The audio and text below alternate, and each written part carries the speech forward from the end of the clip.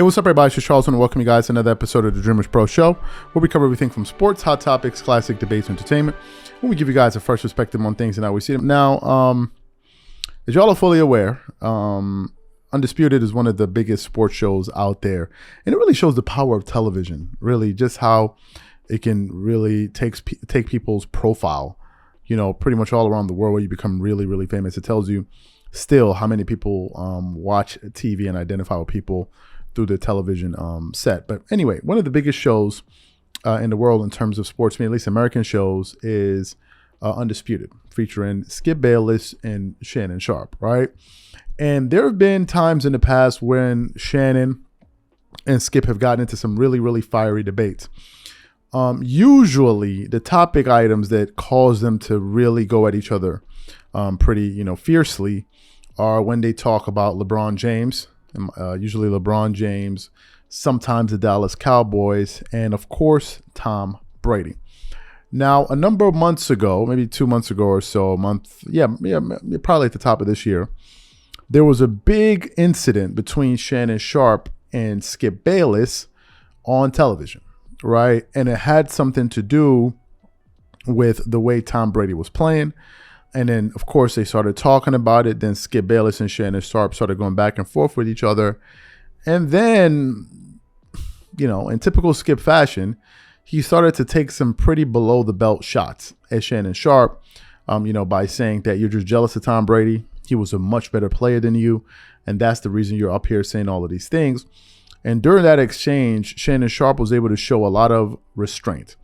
Now, people in the public, they gave their opinions, including myself, and I was amongst the group of people that felt that was extremely disrespectful. And that wasn't the way you're supposed to treat your co-host on live TV. You don't try to embarrass the guy to save Shannon Sharpe to save Tom Brady. And when they were having that, that back and forth, Skip Bayless showed absolutely no remorse in the aftermath. And a lot of people began to speculate, was their relationship becoming, was it falling apart? Obviously, you can see that there was a strain on it. And some people were saying that Shannon Sharpe needed to just kind of find a way to move on and do his own thing because he himself is a pretty big enough draw. And then this morning, while I'm kind of combing through the internet here, I came across a soundbite of Shannon Sharpe. He was speaking on Sirius XM to Mad Dog Russo, right? And Mad Dog Russo, sometimes you see him. He's a pretty big shot in the sports world. And he was, he was on the show and he was interviewing him. You usually see him on ESPN First Take from time to time on Wednesdays. And Mad Dog, to my surprise, asked Shannon Sharpe directly to give his side of the back and forth, or really the debacle that Skip Bayless and Shannon Sharpe have been having on television. And to my surprise, Shannon Sharpe, finally opened up and gave a very, very candid response to what had transpired. So what we're going to do is we're going to play exactly what Shannon Sharpe had to say here, and then we're going to come back and react to his comments. Take a listen to what Shannon had to say here. A lot of times, Mad Dog, people look at things and you can have 15 great years and somebody have a bad moment and they're willing to throw all of that away. I wasn't willing to throw the 2 months that Skip and we disagreed a lot. Sometimes I think things went over the line. Oh, I didn't know that. Yeah. I'm learning something. And so I didn't want that. And so I appreciate everything Skip had done for me, bringing me there, giving me an opportunity to show that I was just more than a football player. I could talk about more in the sports world than just football. So I wasn't willing to throw that away. Skip and I just needed to get into a room and talk, and calmer heads prevailed. All right. And is the relationship better now? We're great. Look, Skip and I, we don't have the type of relationship that Skip and Stephen A. had, because Skip and Stephen A. came from the same world. They had been both writers, both journalists. They're trained. They see what they see through the journalist's eyes. I'm an ex-athlete. I see things through an athlete's eyes. And so for me, we see things differently. That's why we work on the show. He sees things one way. I see things another way. But I think the thing is that Skip and that I conveyed to Skip is that, look, we can disagree, but I want to color between the lines. I don't want the disagreement to go outside of the lines and where it becomes. And you thought there for a little while it did? Yeah, I did. I think everybody thought that. I did not realize that. And Skip has up and down reputation. Overall, though, he's done a great job for your career. Yeah. Stephen A. swears by him, too. Yeah, man. He's done a great job by my career. I don't have a career really in the media. Yeah, I had my stint at CBS, and I want to thank Sean McManus and for giving me that opportunity.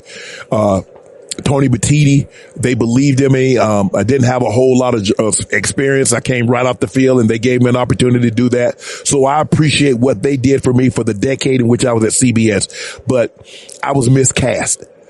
I needed this format. I need a format where I can talk about a lot of different things and give my opinion. Not 20 seconds and not 20 seconds. Show. Yeah. And so Skip gave me this opportunity and the platform that I have, Club Shay Shay Podcast and Skip and Shannon Undisputed, and more people know me now from Skip and Shannon Undisputed than know me in 14 years that I played in the NFL. People ask me, like, how do you know so much about sports? How do you know so much about football? I was like, I study a lot. A lot of people don't realize that I actually played and I was a pretty good player, man, dog. Now let me just unpack this thing one step at a time.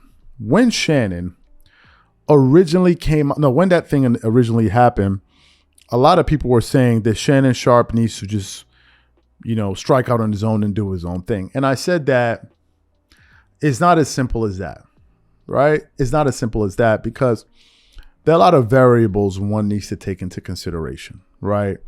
The knee-jerk reaction, would be, okay, I'm just going to do my own thing. But Shannon understood a few things. Number one, he was under contract with Fox Sports. Number two, it wasn't just a matter of him leaving the show and going to go do his own thing. He would actually have to create his own thing. And for him to make a move, it would be too sudden of a move, right? And usually when you have these kind of knee-jerk reactions, usually end up not making the right decision.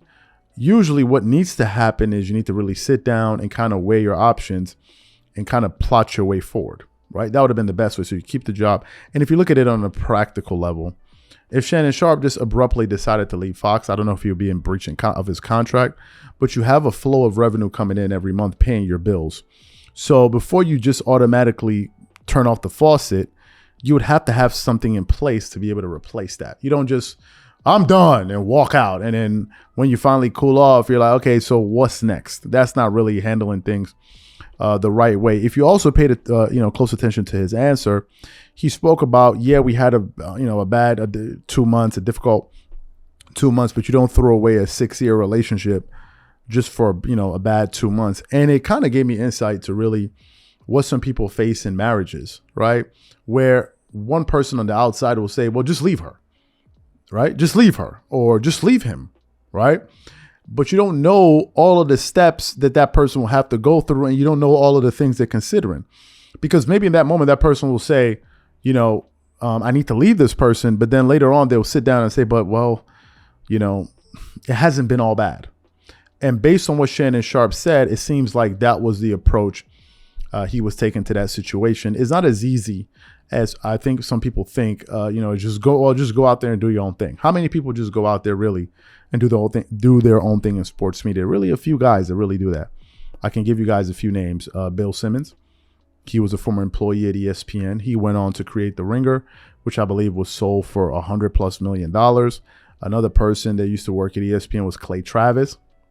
And then he went on to create, Outkick. And then I think that was sold, I believe, to Fox or some company for over $100 million. But these are far and in between examples. Most people, they leave and they don't really have a game plan in place. Some people are not smart enough to do their own thing. Some people are better off in a workplace structure. They can't go out there and just, do the entrepreneurial thing, right? And that's the thing that I think a lot of people were not taken into consideration. Is one thing to have an audience, is another thing to be able to cultivate the audience. Shannon Sharpe had the audience on Undisputed and of course Club Shay Shay, which is kind of tied into Undisputed, because the fact of the matter is Undisputed is the launching board, right? It's the one that really is the platform, right? Where he can now go out there and create another platform and it can grow rather quickly. The same thing with Stephen A. Smith at ESPN. He's using a platform of ESPN First Take to go sell books, right? He's very popular, so he's leveraging that platform. Very few people can actually go out there and create their own thing. Very few people. So I think by the time Shannon Sharpe sat down and thought about all of these things, he's obviously a family man. He's mentioned that he has children. He probably sat down and thought about all of these things and decided not to go in that direction. Some people may look at him like he's soft or he did the wrong thing, whatever, but he made a decision, I believe, that was in the best interest of him. Nevertheless, what I did like was that he gave a candid answer, and it's the first time I really heard him talk about it, at length since it happened. So these are my thoughts and opinions on that situation. What I want to know from you guys is, what do you think about what Shannon Sharpe had to say? And ultimately, do you think he made the right decision? Whatever you guys think, please leave your thoughts in the comment section, and we catch you on the next show.